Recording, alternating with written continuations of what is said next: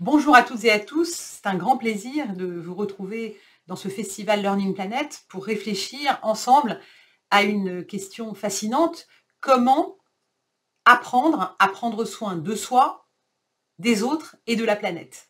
C'est une question qui aurait pu nous être posée par Spinoza, pour qui l'utile propre, c'est-à-dire le fait d'agir selon son désir et ses aspirations profondes, rejoint nécessairement l'utile commun. Et à l'inverse, l'utile commun n'est pas vraiment envisageable sans cette harmonie intérieure de chacun des acteurs. Alors, qu'est-ce que nous pouvons faire, nous, acteurs du changement des systèmes éducatifs, pour accompagner nos jeunes dans ce triptyque vertueux?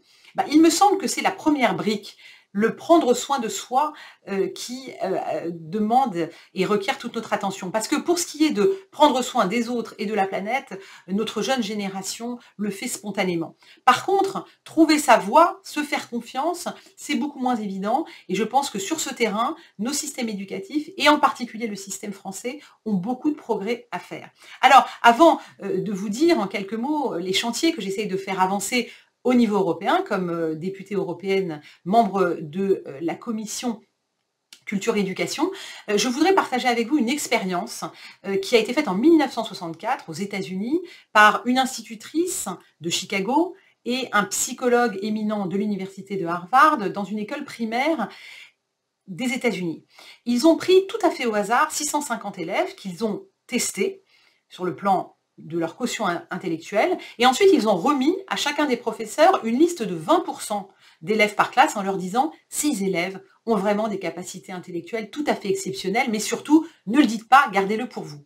Quand ils sont revenus 8 mois plus tard, ils se sont rendus compte que ces 20% d'élèves avaient des résultats très significativement supérieurs aux autres élèves. Qu'est-ce que ça veut dire? Ça veut dire que le regard, les attentes du professeur sont absolument déterminantes.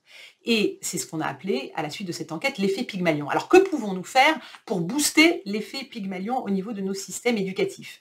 Comme vous le savez, l'éducation n'est pas à proprement parler un domaine européen, au sens où chaque État membre reste souverain pour déterminer ses programmes, mais il y a une dynamique européenne, et cette dynamique sur le plan éducatif, elle a le vent en poupe.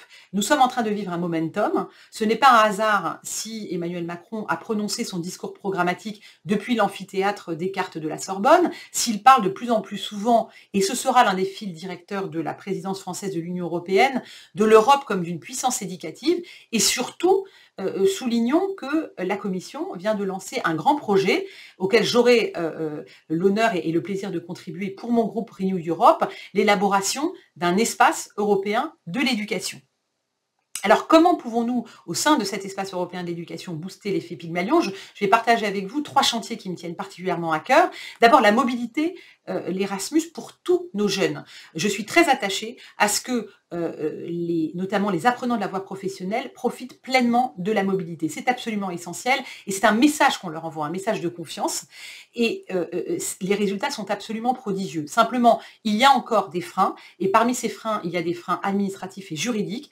Je plaide pour l'élaboration d'un statut européen de l'apprenti. Deuxième chantier, c'est le mentorat. On sait qu'il est en train de se développer considérablement en France. Il y aura à la fin du mois de janvier des annonces du gouvernement à cet égard. Eh bien, je crois qu'il y a vraiment quelque chose à faire au niveau européen, et que ça peut être le levier, en tout cas l'un des leviers essentiels de la réduction des inégalités dans nos sociétés. Et enfin, troisièmement, la mobilité des professeurs. Elle existe, mais elle doit aller beaucoup plus loin. Et je porte avec le ministre Jean-Michel Blanquer le projet de faire partir de manière systématique les professeurs au moment de leur formation initiale. Voilà 3 chantiers qui me tiennent à cœur, mais ce que je voulais surtout vous dire pour finir, c'est que cet espace européen de l'éducation, eh bien, on commence tout juste à y réfléchir, et donc je serais ravie d'accueillir vos propositions, d'y réfléchir avec vous. François Tadei sait où me joindre, et nous pourrons ainsi réfléchir à la manière dont nous pouvons accompagner nos jeunes pour prendre soin d'eux, des autres et de la planète.